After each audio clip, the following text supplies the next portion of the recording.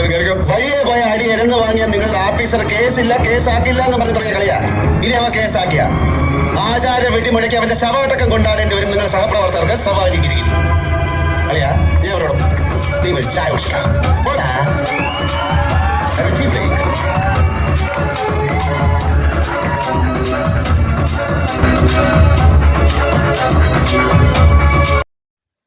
Hi, പുതിയൊരു വീഡിയോയിലോട്ട് സ്വാഗതം. ഇന്നായിരുന്നു രാവണപ്രഭുവിൻ്റെ റിലീസ് 4K. അതിൻ്റെ ഒരു എക്സ്പീരിയൻസ്, നിങ്ങൾക്ക് റിവ്യൂ അല്ല എക്സ്പീരിയൻസ്, നിങ്ങളെല്ലാം പടം കണ്ടു കാണും. അതാണ് ഞാൻ ഈ വീഡിയോയിലൂടെ ഷെയർ ചെയ്യുന്നത്. വീഡിയോ അവസാനം വരെ കാണണം.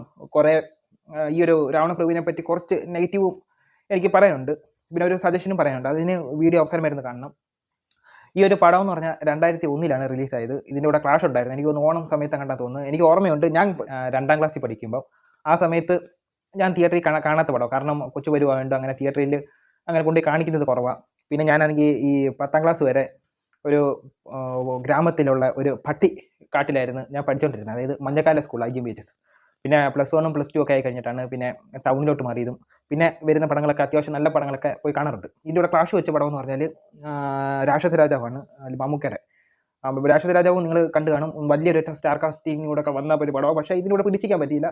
രാവണപ്രഭുവിൻ്റെ കൂടെ വെള്ളം കൊടുക്കാതെ ഫ്ലോപ്പാക്കി വിട്ടിയ രാക്ഷസ രാജാവിനെ. അപ്പം 2001 ഇൻഡസ്ട്രി ഹിറ്റും 2000 നരസിംഹം ഇൻഡസ്ട്രി ഹിറ്റായിരുന്നു.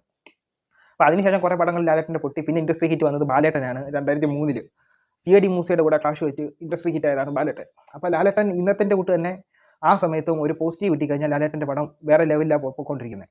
അപ്പം രാവണപ്രഭുവിലോട്ട് വരുമ്പം രാവണപ്രഭുവിൻ്റെ കാര്യം പറയുന്നതിന് മുമ്പ് ഇതിൻ്റെ ആദ്യത്തെ പാർട്ട് ദേവാസുരത്തിനെ പറ്റി കുറച്ച് ഒരു കാര്യം പറഞ്ഞിട്ട് നമുക്ക് രാവണപ്രഭുവിലോട്ട് പോകാം.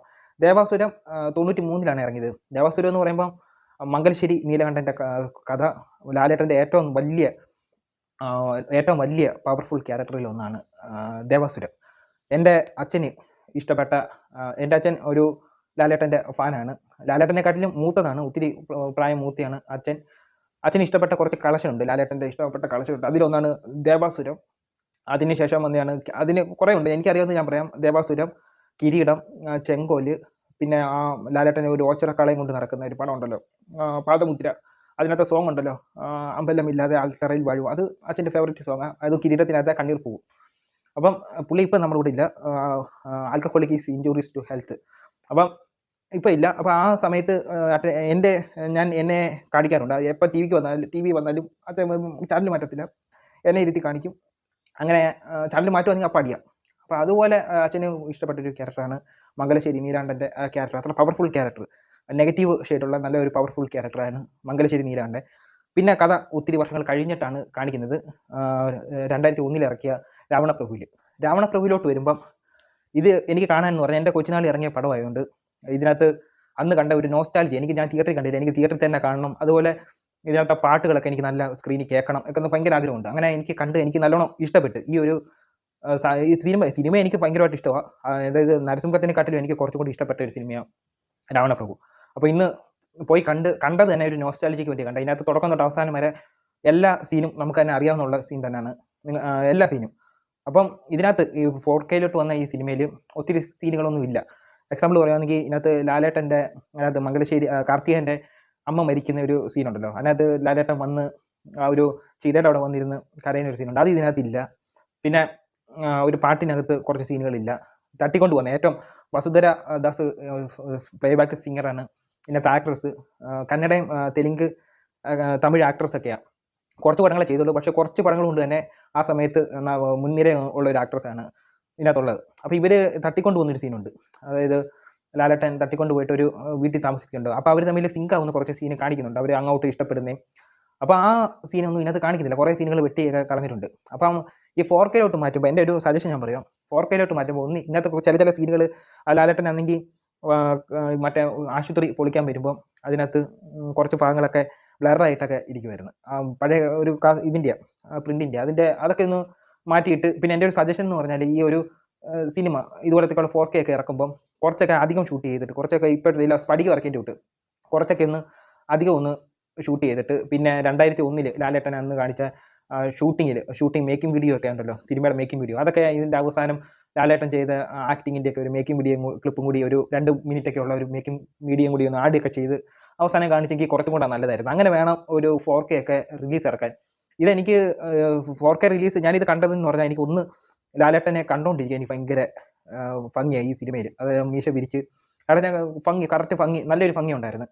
അത് കഴിഞ്ഞിട്ട് ലാലേട്ടൻ്റെ ഇൻട്രോ കാണാനും പിന്നെ ഇതിനകത്ത് പാട്ട് നല്ലോണം കേൾക്കാനും പിന്നെ ഒരു ഇൻട്രോവൽ പഞ്ച് ഉണ്ടല്ലോ, ടീ ബ്രേക്ക് എന്ന് പറയുന്നത്, അതൊക്കെ കാണാനാണ് ഞാൻ പോയത്. അതൊക്കെ എനിക്ക് നല്ലോണം ഇഷ്ടപ്പെട്ട്. പിന്നെ ഇതിനകത്ത് കുറച്ച് പുരാണങ്ങളൊക്കെ ചേർത്തിട്ടുണ്ട്. അതായത് സിദ്ദിഖ് രാമനായിട്ടും രാവണനായിട്ട് മോഹൻലാലും പിന്നെ സീത അതിനകത്ത് ഇന്നത്തെ ആക്ട്രസുമാണ് ഇതിനകത്ത് സീതയെ ഉപമിച്ചേക്കുന്നത്. പക്ഷേ ഇതിനകത്ത് ഈ ഒരു പടത്തിൻ്റെ നായകൻ രാവണനാണ്. രാമനെ എടുത്തിട്ട് തല്ലിക്കൂട്ടുന്ന സീനൊക്കെ നിങ്ങൾ കണ്ടു കാണും. ചോദിച്ച് എരുന്ന് മേടിക്കുന്ന സീനൊക്കെ, അതൊക്കെ എനിക്ക് നല്ല ഇഷ്ടപ്പെട്ട്.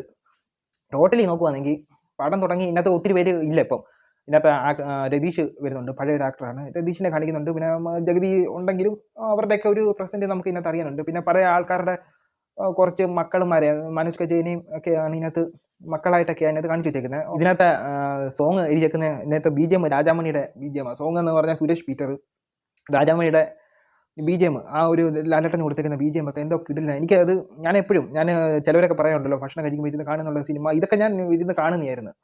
ഇപ്പോഴും ഇതിനകത്ത് പാട്ടൊക്കെ ഞാൻ കേട്ടോണ്ടിരിക്കുന്ന പാട്ട്. അപ്പോൾ അതൊക്കെ ഒന്ന് വലിയ സ്ക്രീനിൽ കണ്ട് ഒരു നോസ്റ്റാലജിക്ക് വേണ്ടി, അതായത് 2ാം ക്ലാസ് 2001 ഉള്ള പിന്നെ ഈ പടം കാണുന്നതൊക്കെ ഉണ്ട്. ദൂരദർശനിലായിരുന്നു ഈ പടം കണ്ടത്. അതേപോലെ ഒരു അലവലാതി ചാനൽ എന്ന് വെച്ചാൽ ദൂരദർശന് ഒരു ദിവസം ഈ ചാനൽ ഈ പടം ഇട്ടേ 4 മണിക്ക് അങ്ങാണ്ട പടം ഇട്ടത്. 2.5 മണിക്കൂറുള്ള പടം അരമണിക്കൂർ കൊണ്ട് തീർത്ത്. അതാണ് ആ നല്ല ചാനലിൻ്റെ ഗുണം. അതുകൂടെ വെറുതെയ ഒരു സിനിമ ഇടുമ്പോൾ കുറച്ചെങ്കിലും കൂടുതൽ കാണിക്കാൻ നോക്കണം. അപ്പം ഇത്രയേ ഉള്ളൂ.